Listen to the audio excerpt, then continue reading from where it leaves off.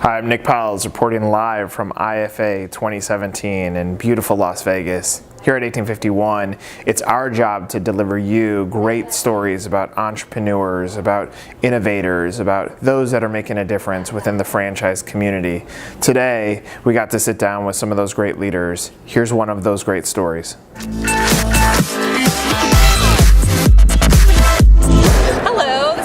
We're back here at the IFA convention in Las Vegas. I'm here with Eric, the founder of Zoup. How's it going? Good. Hi, Megan. How are you? Great. How's the convention going so far? It's good. It's good. Cover some miles.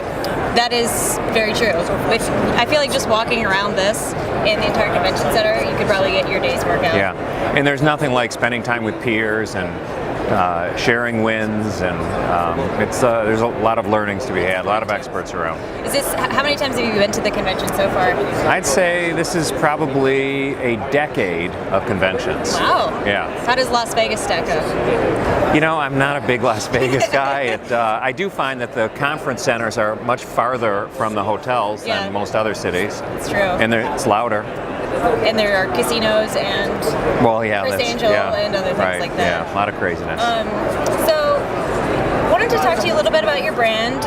If you want to tell me a bit, in doing some research about you guys, I found that you had started as a spice distributor, correct? Yes. And that you were going kind of through the back door of restaurants and discovering a little bit about how really good soup just seemed like it was kind of difficult to come by. Oh my God, you're amazing. Did my research. Clearly. So why don't you tell me a little bit about what inspired the idea behind Zoup? Well, I think you hit on it to a great extent. I had a small spice business, and we were selling spices and batters and breadings. We had a small spice business, and we were selling spices and batters and breadings and soup mixes to small restaurant chains, and one of them wanted us to make a ready-to-use soup, and so we leased what was formerly the kitchen of a closed-down General Motors auto plant, and we built out a small commissary, and we started selling soup. And as you said, we were in a lot of back doors of restaurants, and we saw what kind of soup they were serving, and it really seemed as if soup was an afterthought, a way to reduce their food costs by using leftover ingredients, or they were serving soup of similar quality to that which we were selling back then. And being in the soup business, that really got our attention, and we started asking around, and the consensus was clear that good soup, really good soup, was hard to find. Right. And did you find that at the time then that there really wasn't a type of fast casual restaurant that was kind of really specializing in that? Yeah, so this was 1997, and fast casual wasn't even a thing. It wasn't a term. You know, there was fast food and there was casual dining, and there was nothing in between. And one of the things that really inspired us was that when people found out that we were in the soup business, they would very often want to share recipes and stories about growing up or their childhood travels. And it occurred to us that soup, unlike any other food category, seemed to, for many people, elicit thoughts of comfort and warmth and well-being. Yep, I think that's absolutely true. I think, especially when it's cold outside or you're not feeling well, there's something about soup that is just very heartwarming, I think. And there's a lot of people who have family recipes, and it's just one of those things that from generation to generation just remains a staple, which I think is really incredible. And we see that as a brand pillar. You know, we know that is from where we come, and it really helps to guide us, the direction we're going, and decisions we're making. So, you know, I feel like it's one of the things that provides a really strong foundation. That's incredible. So tell me a little bit then about your growth since then. I know you've expanded quite a bit. How many locations are you at right now? We are sitting today at 99, but it changes all the time. Fantastic. And then what are you looking for as you kind of gear up into 2017? What are some important markets? What are some key initiatives for you guys there? So for us, what really is critical and what we know works is finding the right franchise partners who get it.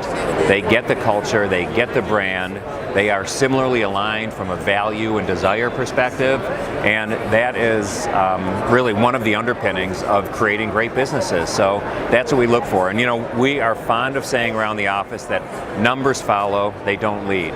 And so we're not chasing numbers, we're not trying to get X number of stores, we don't have private equity, we don't bankers that we have to answer to. So we want to create a very smart growth plan. We want to be very deliberate about our growth, and we're here for a long time. And so it's about longevity for us. That's great. And certainly too,